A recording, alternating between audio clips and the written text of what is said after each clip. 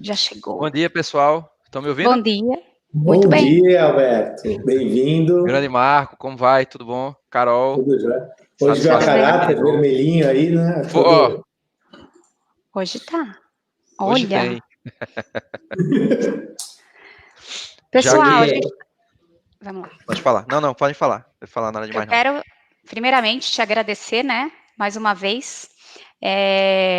Quando a gente estava fazendo a curadoria, a gente conversou internamente, né? Por conta do primeiro evento, e assim, as pessoas ficam muito. Elas entram de uma forma quando você começa a falar e elas saem de outras, né? A gente sai aquele assustado para o lado bom, né? Então, já quero te apresentar, agradecer.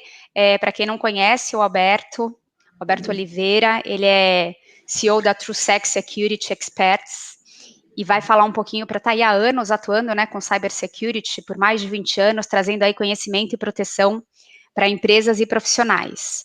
A gente estava aqui falando, Alberto, sobre as soluções da WatchGuard, e uma delas, que é o tema da sua palestra, é relacionada ao Wi-Fi seguro, né? Quer ter um Wi-Fi Isso aí. seguro? Então, vamos desligar ele agora. Quero que você se Ou, apresente, ou, colocar os produtos da WatchGuard. então, Tem essa opção fechou. também. Olha, super obrigada, já vou aqui, o Marco vai terminar aí de te apresentar. É um prazer, uma grande honra ter você conosco, você sabe, né? Igualmente. Dispensa Satisfação é mútua. apresentações. O palco é tudo teu, Obrigado, Alberto. Carol. Beijo, Obrigado, boa Carol. Obrigado, palestra. Marco. Obrigadão. Bom, gente, bom dia. É uma satisfação grande estar aqui com vocês novamente. A gente mais uma vez aí que está participando do Congresso de TI, um evento que já está mais do que consolidado aí no calendário anual. Vou falar de uma coisa que eu venho falando bastante aí nos últimos 4, 5 anos e que, infelizmente, continua sendo muito, muito, muito ignorada, que é a segurança em rede sem fio. Então, hoje, infelizmente, a melhor forma que você tem de manter uma rede sem fio segura é desligando ela. Você não tem muitas opções.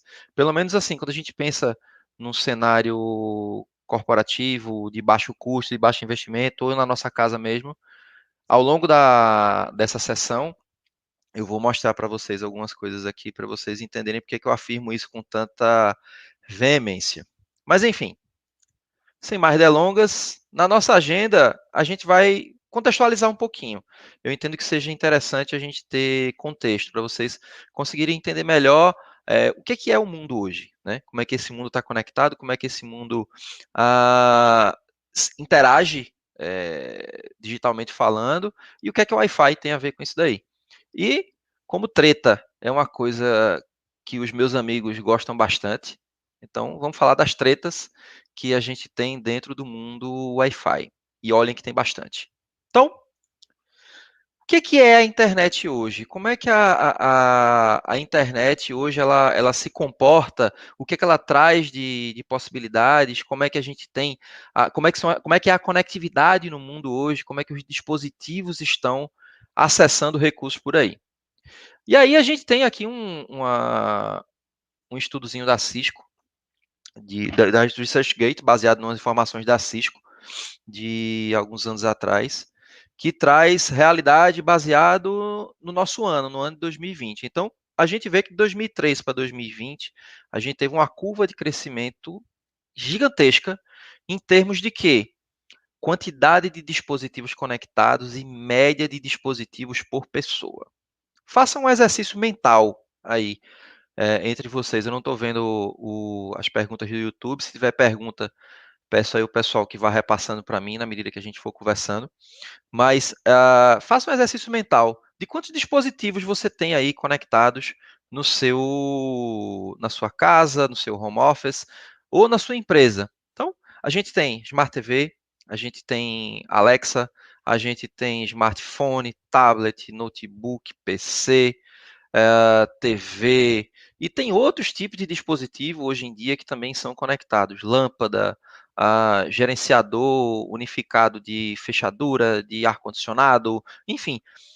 Com o advento da casa inteligente, a gente passou a ter uma infinidade de dispositivos conectados. Então, eu diria para vocês que certamente essa média estimada de 6,58, é uma média mundial, ela pode estar inclusive maior. Até pelo momento que a gente vive hoje, que é de pouca mobilidade, muita gente ainda trabalhando em casa, muita gente migrou para esse cenário de casa. A gente, na empresa onde eu trabalho, na Trusec, assim como o pessoal da UITech, a gente trabalha muito esse conceito de office-less. Então, hoje, o meu escritório é o mundo. Eu tenho sistemas, dispositivos, servidores que são acessíveis de qualquer lugar do mundo. Então, eu posso estar em Recife, como eu estou hoje, ou poderia estar em São Paulo, Rio de Janeiro, ou em algum outro lugar do mundo que eu conseguiria trabalhar normalmente. E muitas empresas foram para esse caminho. Então, dado esse contexto, dado o contexto de mundo hoje, a gente tem uma pancada, né? Bilhões de dispositivos que estão conectados de alguma maneira à internet, seja através da Wi-Fi, seja através de 5G, 4G, 3G e outros meios de comunicação. E quando a gente pensa nessa quantidade massiva de dispositivos, para mim e para muita gente que trabalha com segurança, a primeira coisa que vem é: isso é alvo.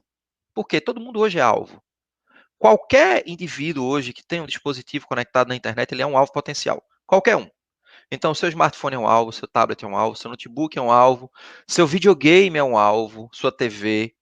A gente tem caso de sequestro de televisão já há pelo menos uns 5 anos. Então, ransomwares voltados para dispositivos inteligentes, ou seja, ele vai impedir o seu acesso ao dispositivo. Se você mora nos Estados Unidos, você vai ter um resgate lá de $100, uma TV nova bacana custa 180, você vai jogar aquela TV fora e comprar outra. E aqui? Você paga 2.000, 3.000 numa TV legal. Você vai pagar isso de novo? Não vai, você vai pagar o resgate. Isso está acontecendo, isso continua acontecendo. E um dos fatores que leva à facilidade desse ambiente invasivo, por assim dizer, é a insegurança do Wi-Fi. Então, a gente tem bilhões de dispositivos que são pouco ou nada seguros, que estão interconectados, que se comunicam, e a gente tem uma pancada de gente que não faz a mínima ideia do que está acontecendo. Então, uma das coisas que mais me interessa hoje do ponto de vista da educação é essa questão da educação digital e de berço, vamos dizer assim.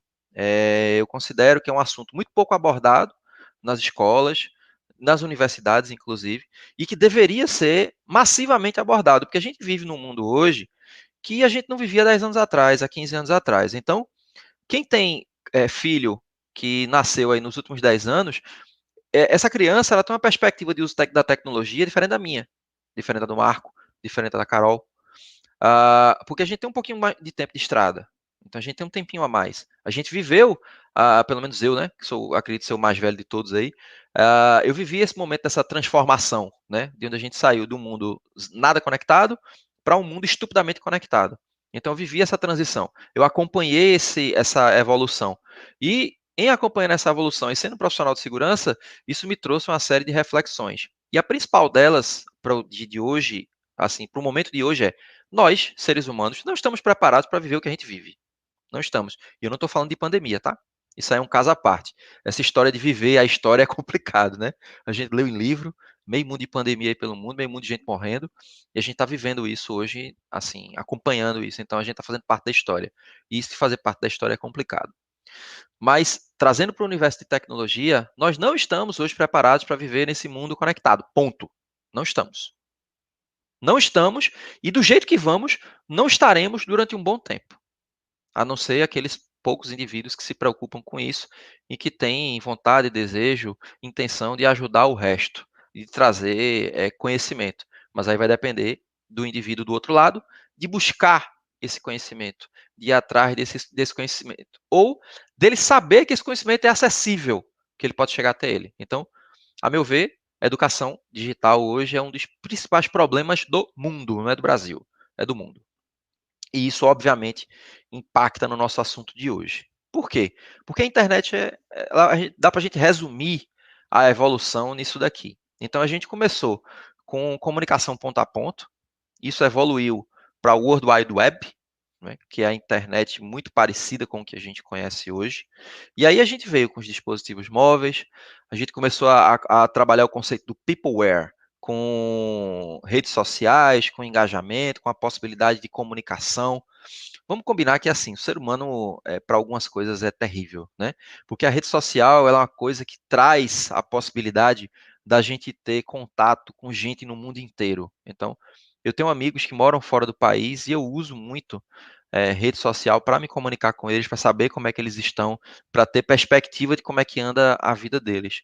E eu penso que seria o principal meio para aproximar as pessoas. E a gente, como bons seres humanos que somos, imperfeitos que somos, distorcemos isso e acabamos por usar esse tipo de meio para nos afastar. Mas isso é papo para uma mesa de bar, com uma cerveja gelada, e o foco hoje é outro. Mas enfim, dentro desse cenário de peopleware, então as pessoas começaram a se intercomunicar através da internet e de consumir a vida de familiares, amigos e tudo mais através desse tipo de e-mail também. E aí a gente vem para onde a gente está hoje, que é o quê?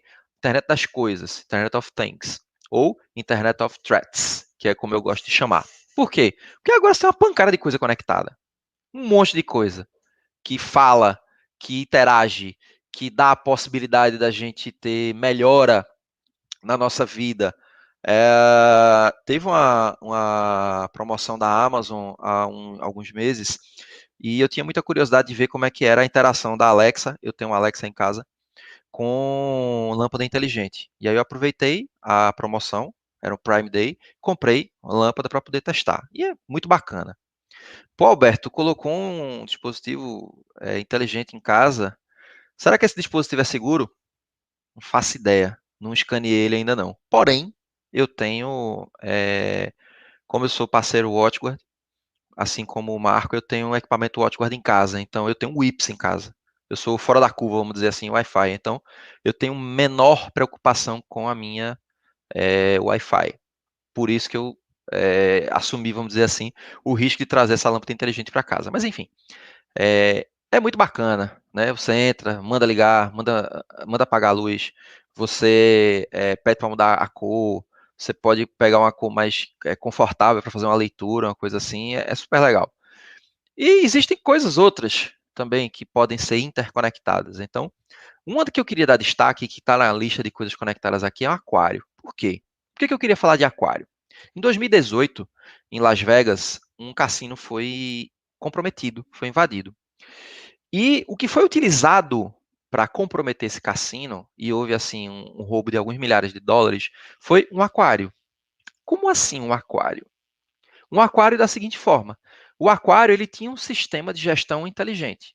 Esse sistema de gestão inteligente ele era provido por um dispositivo, um RASP, que estava conectado a um computador local e essa comunicação com o computador local dava a um potencial atacante a probabilidade de explorar alguma vulnerabilidade daquele sistema que rodava no Raspberry Pi, acessar o computador e aí lateralizar o ataque. O que é esse lateralizar o ataque? Uma vez que você esteja dentro do segmento de rede que você quer atacar, você lateraliza, você passa a enxergar outros hosts que fazem parte daquela rede e você faz o seu large deploy do seu malware, do seu ransomware, do que você tiver lá para fazer o seu ataque. Então, o aquário foi o motivo de um cassino perder alguns milhares de dólares. A gente tem caso desde 2012 de carros que usam sistemas avançados, que usam sistemas inteligentes, que são vítimas de comprometimento. Então, tem um caso que ficou muito famoso de uma Cherokee, um Jeep Cherokee, que rodava Windows CE, e ele foi comprometido via Bluetooth. Então, existia uma vulnerabilidade, a vulnerabilidade foi explorada, existia um repórter dentro do carro, o repórter foi trancado dentro do carro sem ter acesso a sair. Da mesma maneira, o atacante ele podia controlar os freios, ele podia controlar o acelerador e algumas outras coisas. Então, é sempre aquela história, né? As coisas surgem para facilitar a nossa vida. A gente tem carro semi-autônomo por aí. Esses dias eu vi um Volvo, acho que é S60, e o indivíduo nem toca na direção, o carro vai lá, corrige curva, freia, acelera, e o cara lá curtindo a viagem sem dirigir. Só que se eu comprometo esse carro durante a sua viagem, se eu hackeio, se eu comprometo o sistema, se eu assumo o controle daquilo dali remotamente, o que é que acontece com o motorista? Será que ele vai ter autonomia para cancelar aquele negócio e voltar a dirigir? Será que eu não consigo travar a mudança do sistema semi-autônomo para o manual? Perguntas que só quem pode responder é a Volvo. Mas por que eu falei disso? Porque você pode sequestrar um carro assim, o carro andando. Se houver uma vulnerabilidade, se você estiver próximo o suficiente para explorar, você explora essa vulnerabilidade, você vai pedir um resgate pro cara. Faz, velho, manda o Pix aí, aqui a carteira do Pix é essa, ou então manda aqui pro Bitcoin e para essa carteira Bitcoin aqui, você tem que fazer isso agora, senão eu vou acelerar o seu carro até você morrer. Quem é que não vai pagar? Eu costumo dizer o seguinte, quando você sequestra dado, quando o indivíduo sequestra dado, quando ele atua com ransomware, o objetivo dele não é o de acessar o teu dado. Ele não quer apagar o teu dado, ele não quer acessar o teu dado. Ele não está interessado na tua informação. Ele está interessado no quanto aquela informação é importante para você. Porque se for uma informação que seja muito importante, você vai pagar o que você tiver e o que você não tiver. Pois bem.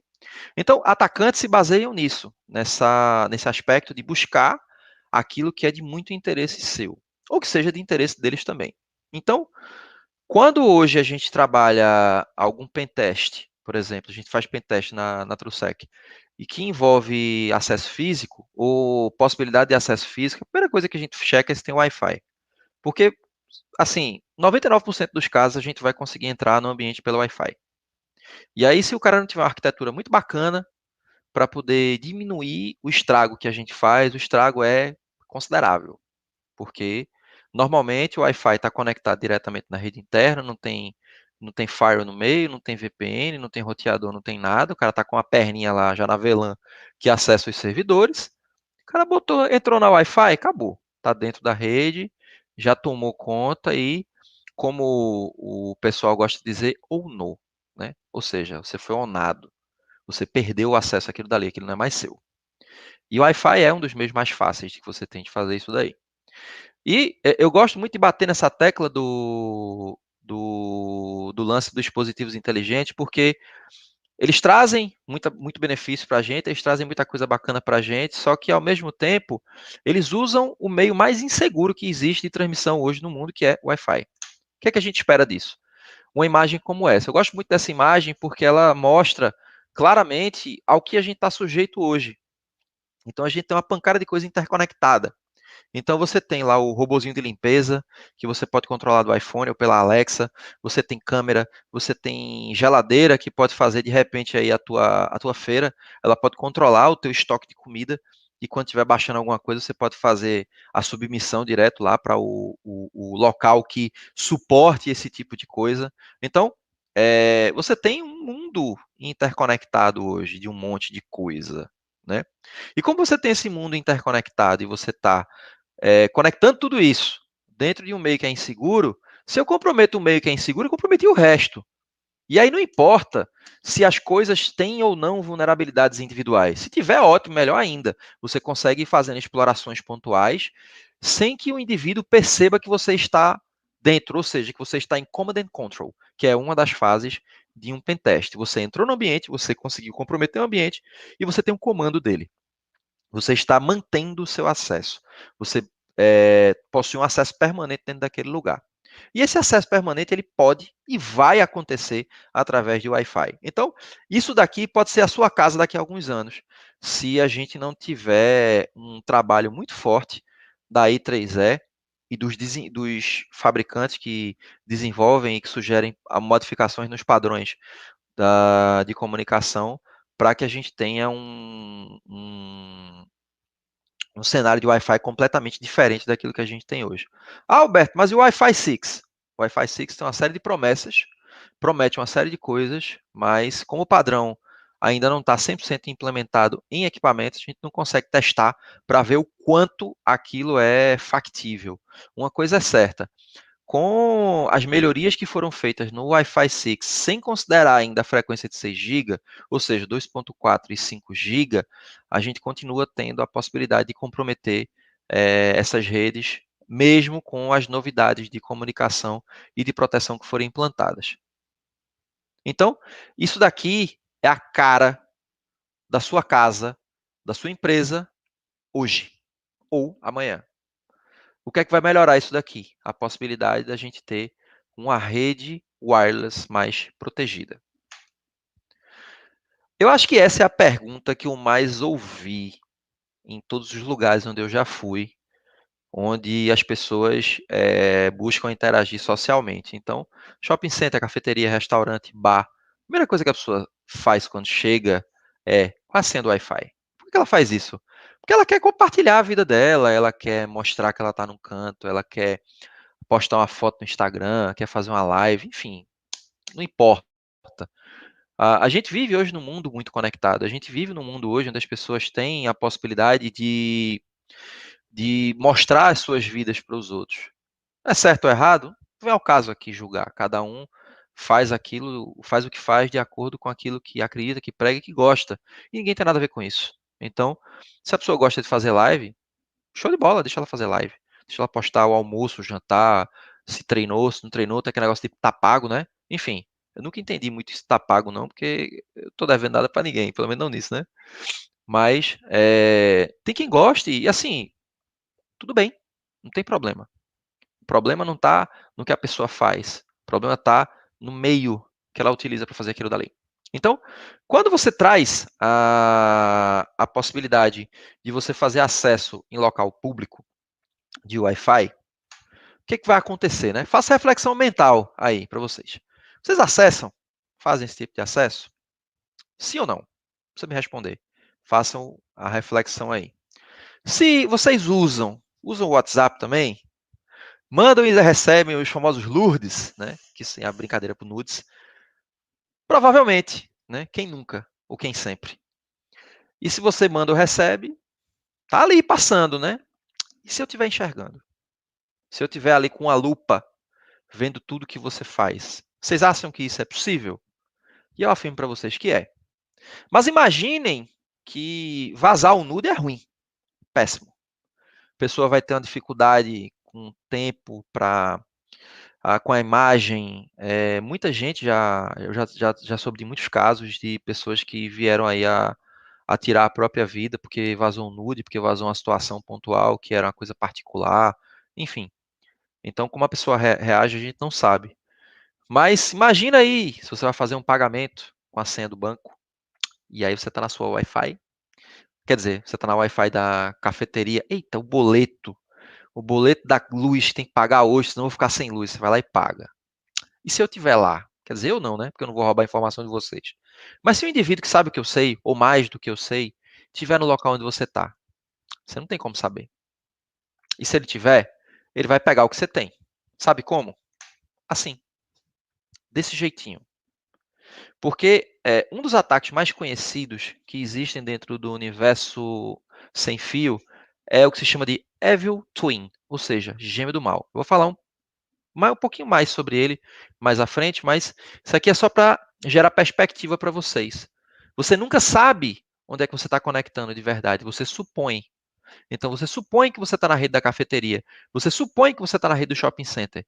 E existem softwares e dispositivos que têm a possibilidade de fazer com que você saia de uma rede para outra e você sequer perceba.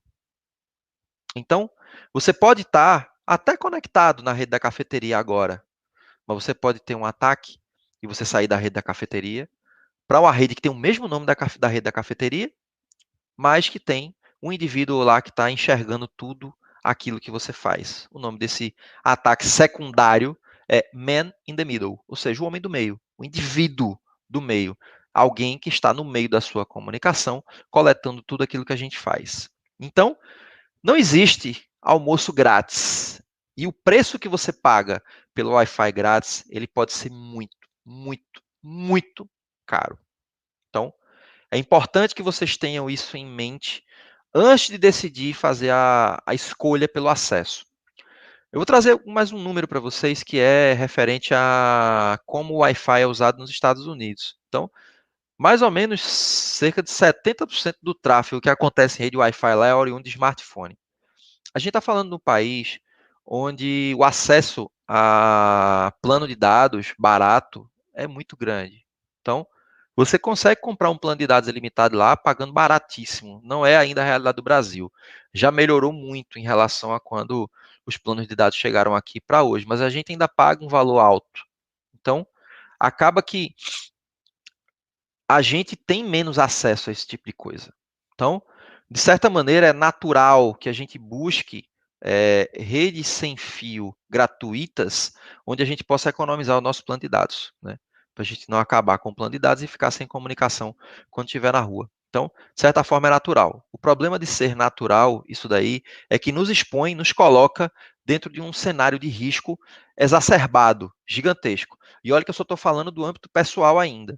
A gente ainda tem a questão profissional, que seriam os ambientes corporativos. Porque esse mesmo risco que existe para o pessoal, para o indivíduo, para você, existe para a sua empresa. É a mesma coisa. Por quê? O meio é o mesmo. Os equipamentos são os mesmos. A gente tem uma quantidade muito pequena hoje de equipamentos que são capazes de conter ataques. Então, eu vou falar disso com mais detalhes um pouquinho mais à frente, mas só para dar perspectiva para vocês. Então, aqui a gente tem a lista dos ataques mais conhecidos e utilizados. Então, eu vou detalhar alguns deles só, tá? Se a gente fosse falar todos eles aí com detalhes, a gente ia sair de uma manhã, ou talvez até mais tempo para falar de tudo isso com detalhes. Bom, respondendo à pergunta do Marcos Leisman. Se estiver em local público e utilizar o plano de dados de celular, tem esse risco? Não. Tem outro tipo de risco. Porque o que acontece? Já foi provado que é possível você simular uma antena 4G ou uma antena 5G utilizando alguns equipamentos relativamente baratos. Então, você pode sofrer o mesmo tipo de ataque no universo 4 ou 5G, só que assim, com outra perspectiva, com outra estrutura, com outros equipamentos.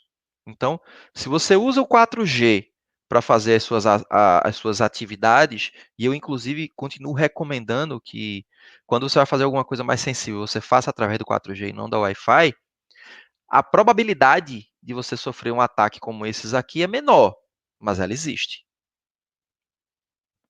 Um outro, vamos lá, Alisson Lineker. Mesmo fazendo essa clonagem de rede Wi-Fi, os APs possuem segurança contra isso. SSL seria isso. A menos que acesse via navegador, ou outros exemplos que fogem desse esquema. Vamos lá, Alisson. Tem muitos serviços online hoje em dia, tipo o Outlook, o Gmail, que quando eles identificam que existe um SSL strip, ou que existe um proxy com TLS, que eles, como é o nome? Eles não funcionam. Então, você não consegue, um ataque como esse não seria desta maneira, somente por inspecionar, bem sucedido. Só que você tem uma infinidade de formas de conseguir coletar informações das pessoas. Por exemplo, você quer acessar o Instagram? Beleza. Você vai lá e vai acessar o seu Instagram dentro daquele SSID EvoSwing que eu criei. Eu posso criar um código onde, na hora que ele identifique a sua requisição para o acesso ao Instagram, eu te redirecione para um mini browser, isso vai abrir no teu celular, onde você tem que colocar usuário e senha. Aí eu pego tua senha do Instagram, entendeu? Então, não precisa necessariamente você enxergar tudo que o cara está fazendo. E tem como fazer, mas você não precisa enxergar tudo. Basta que você tenha a possibilidade de comandar aquilo que o indivíduo acessa e criar uma imagem, um cenário, um captive port, alguma coisa que dê para o cara a impressão de que ele está acessando o destino que ele deseja. Basta isso. Flávio, Evil Twin é a possibilidade que você tem, deixa eu mostrar aqui. Evil Twin seria você ter esse SSID Free Wi-Fi populado por um atacante. Man in the Middle é um ataque secundário que acontece dentro do Evil Twin, que vai fazer o quê? Eu imagino que você tem 3 dispositivos: o cliente, o access point e um atacante. O atacante ele vai ficar no meio entre a conversa do cliente e do access point. Então, tudo que vai para o access point, do cliente para o access point, precisa passar por esse camarada daqui. Então, seguindo. Rogue Access Point. Rogue Access Point, ele é parecido com o Evil Twin. Só que ele tem uma característica diferente, porque você não precisa ter um SSID igual ao que é utilizado dentro do ambiente. Um Rogue Access Point é o quê? Imagine a seguinte situação. Você faz parte do setor de finanças de uma empresa e a Wi-Fi lá é muito ruim. O Wi-Fi naquele setor é péssima. Então, você não consegue acessar a Wi-Fi naquele setor. Então, o que você faz? Você passa na Calunga, você passa na Kabum, você, online, né? Você vai na Americana, você vai a algum canto, compra um access point barato, um TP-Link ou alguma outra coisa desse tipo. Chega, leva para lá, espeta na rede. Aí, gente, Wi-Fi para todo mundo aqui, todo mundo pode usar. E não muda nada. Não muda o SSID padrão, não muda a senha padrão, não muda nada. Então, eu tenho um caminho de entrada para sua rede. Normalmente é difícil você identificar esse tipo de coisa quando você não tem sistema de monitoramento ou você não trabalha com 802.1x para poder garantir que somente dispositivos autorizados estejam conectados na rede. Então, é difícil você identificar que aquilo está acontecendo. Então, você precisa ter um equipamento que tenha a habilidade de identificar esse tipo de coisa. Porque isso é uma brecha gigantesca de acesso para a tua rede interna. Rogue Client, ele vai ser o cara que conecta em um Rogue Access Point, um Access Point falso e volta para a rede interna. Durante esse processo de conexão em um externo, que é falso, que é rogue, que é malicioso, pode ser inserido código dentro do seu smartphone. E a partir do momento em que foi inserido o código dentro do seu smartphone, você traz isso para a rede interna quando você volta. Quando você traz isso para a rede interna, você pode fazer o que a gente chama de lateralização do ataque, que é a distribuição daquele malware dentro da sua rede interna. Então, é isso que acontece dentro do Rogue Client. Interferência é um ataque de DOS puro e simples. Então, é você mandar rajadas de interferência dentro de uma determinada frequência e de alguns canais e impedir que os clientes se conectem dentro do Access Point. Não sei se vocês já viram uma mensagem dentro do Access Point que diz que ele está cheio e não consegue receber mais conexões. Pode ser oriundo de um ataque de interferência. De-autenticação é um ataque que normalmente ele vem associado a, por exemplo, ao Evil Twin, e que serve para quê? Uma associação entre cliente e access point, ela depende de, assim, os dois gritam, por assim dizer. Ambos enviam beacons para o ar, para o airspace.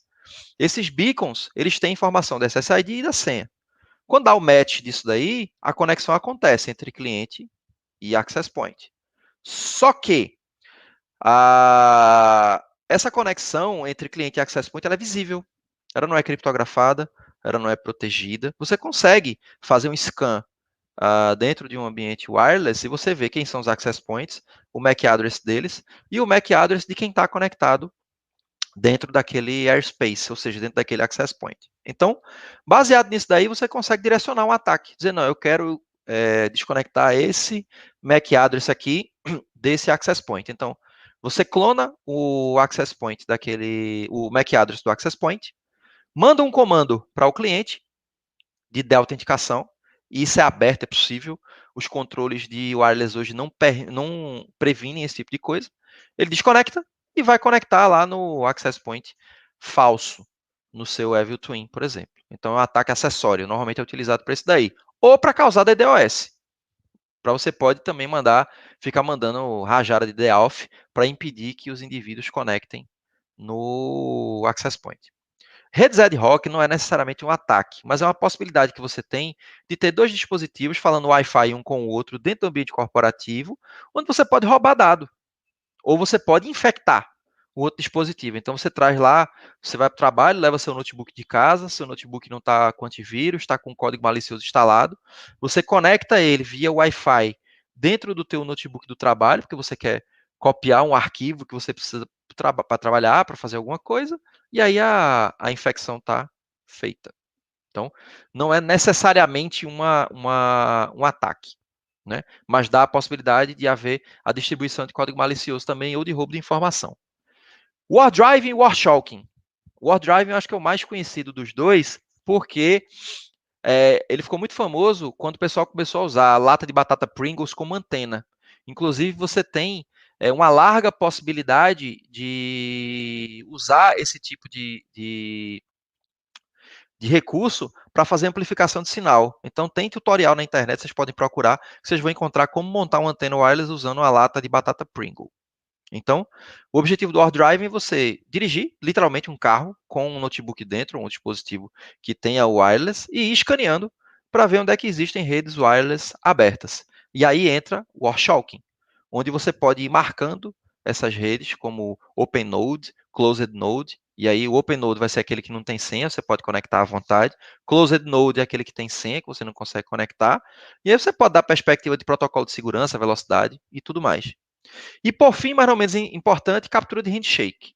Captura de handshake é aquilo que permite que eu acesse efetivamente a tua rede sem fio. Então, o que é que eu faço? Eu capturo a comunicação entre o cliente e o access point, pego o hash da senha e trabalho com a quebra desse hash, que não, na verdade não é a quebra do hash, é uma comparação, em cima de um tipo de técnica chamado Rainbow Table, ou tabela arco-íris. Então você vai pegar aquele hash, vai comparar com uma tabela que você possua de hashes, onde você tem o rollback para a senha, para você descobrir qual é a senha daquela rede wireless. Em tempo. Hash é uma função matemática de mão única.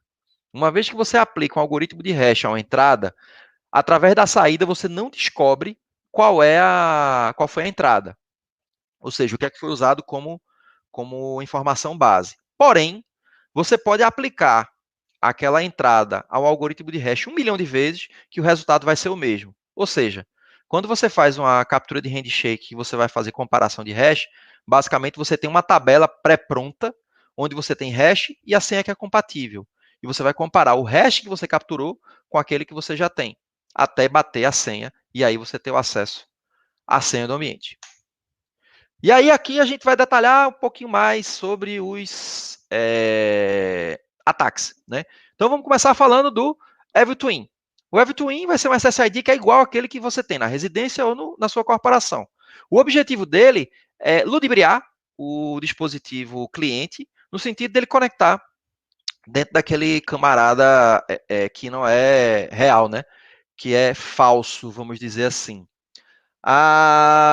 Então, o que acontece? Uma vez que você simule, e você pode ter 1 milhão de SSIDs iguais dentro do mesmo ambiente, não existe nenhum tipo de controle de colisão, então o cliente ele pode conectar no SSID errado, no SSID fake, no SSID que é falso e que é o gêmeo do mal. Então, aqui a gente tem comparação aí de um grande brother meu, o Daniel Donda, que eu acredito que muitos de vocês conheçam, pelo trabalho gigantesco que ele faz de divulgação de cybersecurity aqui no Brasil. E aí você tem a versão original do Donda e você tem uma versão que parece o Donda, mas não é o Donda. Então, você pode até dizer que era o Donda, foi para uma festa, alguma coisa assim, mas não é o Donda. A gente sabe que não é o Donda. Então, a partir daí, uma vez que você tenha esse tipo de conectividade dentro do Evil Twin, você pode roubar todo tipo de informação, a depender de como a aplicação cliente interaja, ou o browser cliente interaja. Não é um ataque fácil de identificar. Paulo, esse ataque independe do sistema que você usa. Pode ser Linux, Android, Windows, Mac, iOS, não importa. Não importa o ataque. Desculpa, não importa o sistema operacional cliente que você usa. Todo dispositivo está sujeito a esse tipo de ataque, independentemente do sistema operacional. Interferência, como eu já comentei com vocês, é um tipo de ataque que existe é o famoso ataque destrutivo. Ele não tem o objetivo de conseguir roubar a informação, é só você impedir que o indivíduo consiga acessar alguma coisa. Na verdade, acessar o access point, conseguir conectar no access point. Então, basicamente, você vai ter transtorno de imagem, porque aquele shopping center, aquela cafeteria, aquele restaurante, ele não vai conseguir receber as conexões dos clientes, e isso vai gerar insatisfação, reclamação e tudo mais. Então,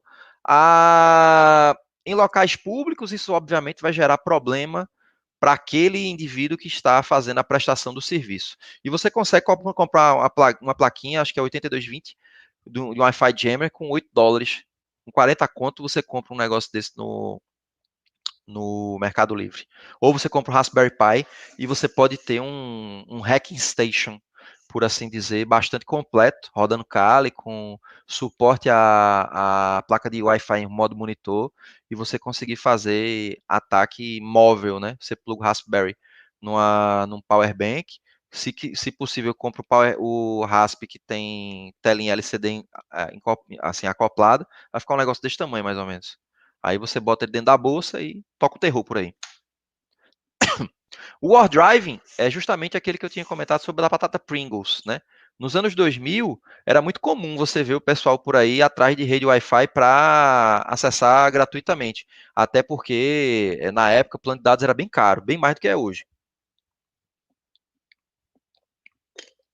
Então, você ainda tem muito esse tipo de coisa acontecendo nos dias de hoje, considerando a situação do pentest. Então, quando você pensa em pentest, você imagina aí o war driving como sendo uma técnica que pode ser utilizada dentro do processo de coleta de informação, ou seja, você saber onde é que estão aquelas redes. E a captura de handshake é possivelmente o ataque mais danoso, vamos dizer assim, além do Evil Twin, que é onde justamente você vai enganar o cliente para que ele se conecte no lugar errado e ele envie para você o hash de autenticação. Com esse hash, você pode fazer uma comparação com a sua tabela e baseado nessa comparação com a sua tabela, você vai conseguir acessar aquela rede wireless sem maiores dificuldades. Também é um ataque muito difícil de ser contido e de ser identificado. Mas e aí, né? Como é que a gente contém esse tipo de coisa? Eles podem ser contidos? A resposta é essa. Não. Normalmente, não. Naturalmente, não. A gente não consegue fazer essa contenção. Existe uma verdade, né? Eu não sei se vocês conhecem esse indivíduo aí da foto. Se não conhecem, ele é Nostradamus, o profeta do caos, né? Tudo de merda e de problema que aconteceu no mundo até hoje, esse camarada ele conseguiu prever com antecedência, né? Então, essa frase não é dele, isso é quem fala sou eu, mas eu coloquei aí só para ilustrar. Existe uma verdade única, pura e absoluta e bem conveniente quando a gente fala de segurança da informação, principalmente em Wi-Fi. Não é questão de se, não é se você vai ser comprometido, se vão hackear você, se vão roubar uma senha sua, se vão clonar um cartão seu. A questão é quando. Então, isso vai acontecer. Independentemente do que você faça, vai acontecer. Você vai ser onado. Não importa o que você faça. Então, beleza. E aí, quem é que ajuda a gente, né? Talvez esse camarada possa fazer alguma coisa ou recurso de proteção. Então, existe uma série de recursos que podem e devem ser utilizados dentro do universo de rede sem fio, no sentido de trazer proteção. Então, aqui eu cito alguns deles. Chaves da PA2 e da PA3 mais longas, porque aí você dificulta a construção da tabela arco-íris, da Rainbow Table. WIDS e WIPS, então, o que seria o WIDS e WIPS? Né? O WIDS é o Wireless Intrusion Detection System e o WIPS é o Prevention System. Então, o que é que esses caras fazem? O WIDS monitora e o WIPS ele contém. Existem hoje pouquíssimos fabricantes que têm o WIPS que seja efetivo, que tenha a condição de dar a proteção garantida para o ambiente.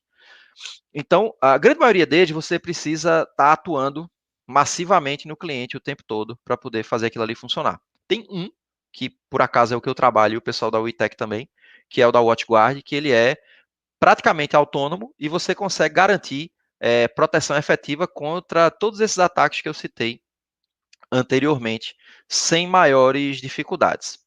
Uma coisa que você pode fazer, duas coisas na verdade, de menor custo, no final das contas, considerando um projeto de Wi-Fi, e que vão dar algum nível de proteção, que não chega a ser uma proteção efetiva contra o ataque, mas você reduz a área de expansão, vamos dizer assim. Então, é você controlar o sinal, você garantir que o sinal ele vai estar com potência suficiente para ficar dentro da empresa, containerizado dentro da empresa, e um site survey para poder você conseguir fazer a medição adequada dos sinais dentro do ambiente corporativo, de maneira a isso não vazar muito. Ou seja, você não tem muito sinal na rua para não facilitar a vida de um atacante mal intencionado. Sobre essa questão do WIPS, eu gosto de frisar muito isso da questão do WatchGuard ser autônomo, porque eu tive um problema, inclusive, na semana passada em um cliente meu, onde, de tempos em tempos, a frequência 2.4 ela simplesmente para de funcionar no cliente. E a gente fazendo um processo investigativo, a gente usou um recurso chamado análise de espectro, a gente viu que tinha corte na frequência. E a gente observou que tem um WIPS no andar de baixo de um outro fabricante, no caso lá da Merak, que está enviando os drops, né? E faz com que aquela Wi-Fi pare de funcionar. Então, Isso acontece porque aquele Wi-Fi, aquele WIPS não está sendo acompanhado. Inclusive, o recurso Air Marshal, que é da Cisco e que está presente nos equipamentos Merak, ele dá, assim, dentro do manual e diz lá que você é responsável por qualquer rede que ele vier a derrubar, caso você não fique acompanhando aquilo recorrentemente. Por isso que o da WatchGuard acaba sendo tão impressionante nesse aspecto, por conta da habilidade que ele tem de tomar decisões sozinho, sem a necessidade de interação humana direta. Além daquelas opções, né? O que é que a gente faz a mais aqui?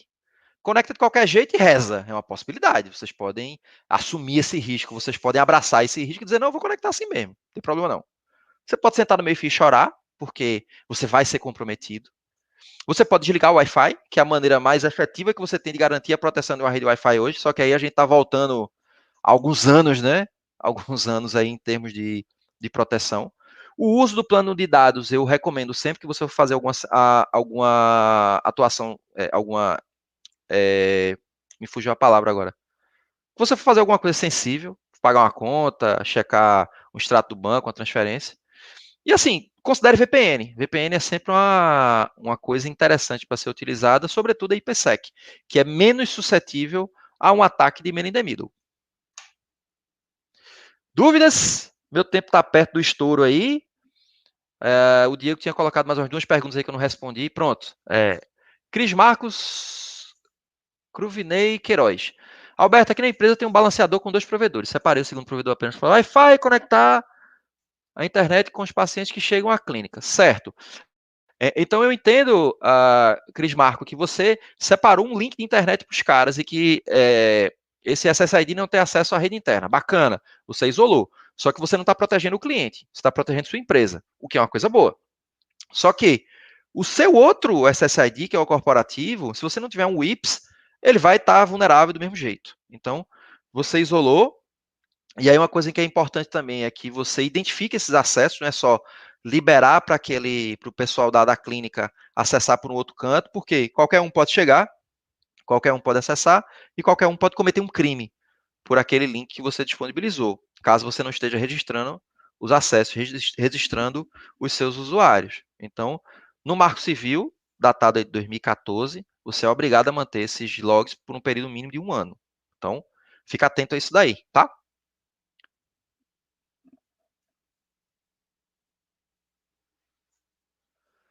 Rapaz, Marcos, veja bem, com essa nova forma de transações bancárias, que é o Pix citando a vulnerabilidade, o que fazer? Conviver. Então, você vai usar o Pix? Usa no teu plano de dados. Evita usar o Wi-Fi. Deixa eu trazer aqui uma coisa para vocês, eu trouxe na outra vez que a gente conversou. Vou dar isso, preparem, todo mundo. Vai, voucher 0800 aí para os 10 primeiros que conseguirem usar. E para os demais, eu estou com um valor promocional agora em dezembro. Se o voucher não funcionar mais, vocês podem fazer uso aí desse voucher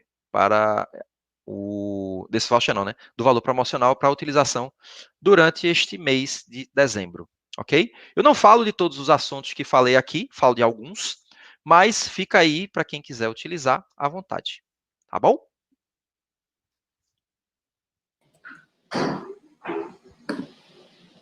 E é isso. Assustei? Se não assustei, então eu não cumpri o meu papel hoje. Eu sempre fico assustada. Muito. Eu acho que essa provocação é muito boa. Acho que é importante falar, né, Alberto, que esse sorteio aí, esse voucher, no último evento, o pessoal quase se matou, né? Porque falou que não funcionava. Então, são os 10 primeiros que assinaram e depois o resto vai ser um desconto só. Isso, tem um valor especial lá nesse mês de dezembro para todo mundo que assinar o meu curso. É o meu presente de Natal, vamos dizer assim, para todo mundo. Tá no precinho. Tá com puta desconto. Eu acho que esse item aí de segurança de wireless realmente ele é muito negligenciado nas empresas, né? A gente escuta muito que mas está na minha rede, está no meu controle, e é o que você falou, muita gente nem passa o Wi-Fi por dentro do IPS e do IDS, né? Nem roteia ali dentro do firewall para poder ter uma visibilidade daquilo, achando que só porque está dentro da rede não tem problema. E é uma coisa que realmente é bem importante. Às vezes me perguntam também se se tem que ter todo mundo com o mesmo modelo de Wi-Fi para ter segurança, é o ideal, mas não é necessário. Você pode não ter é mandatório. as antenas que faz esse trabalho do IPS espalhada num mix com outros fabricantes. Você configura algumas que vão fazer esse monitoramento de pacote, você pode espalhar num parque de 200 antenas, ter espalhado alguns access points para essa função. E não precisa ser dos fabricantes, coloca alguns desses da WatchGuard e ele faz essa função. Lembrando que só o WatchGuard faz isso, né? Porque é patenteado, dos outros fabricantes, né? Exato, dos outros fabricantes você tem que trocar tudo. Então você tem lá, você está usando a Aruba, você quer usar o IPS da Cisco, você tem que trocar a Aruba todo por Cisco. Você investiu no parque lá, tá com a Aruba, tá gostando, tá bacana, mas não tem proteção, quer colocar proteção, aí você coloca os IPS WatchGuard. Normalmente a fração é 1:2, 1:3, para assim, o sensor, pode chegar até 1:4. Para cada um access point em modo sensor WatchGuard, você pode ter até 4 access points Aruba, por exemplo, e aí você vai espalhando pelo ambiente e vai trazendo a proteção que você comentou. Exato. Fantástico. Cara, nossa equipe sobe o card dele aí também com as informações, já tem aí o da palestra, mas aí só para quem que é o Alberto. O Alberto é um parceiro, tem um QR Code aí do LinkedIn dele. Então, Alberto, queria agradecer muito, eu acho aí, mais uma vez, a tua presença, tá aí conosco, tá fazendo todo esse trabalho aí de evangelização, né, de passar esse teu conhecimento para frente, dessa parte de segurança, dessa parte de Wi-Fi. Você está conosco aí nessa jornada há alguns anos e eu agradeço muito aí tua presença. Até a próxima. Eu que agradeço. Tenham gostado. Obrigada.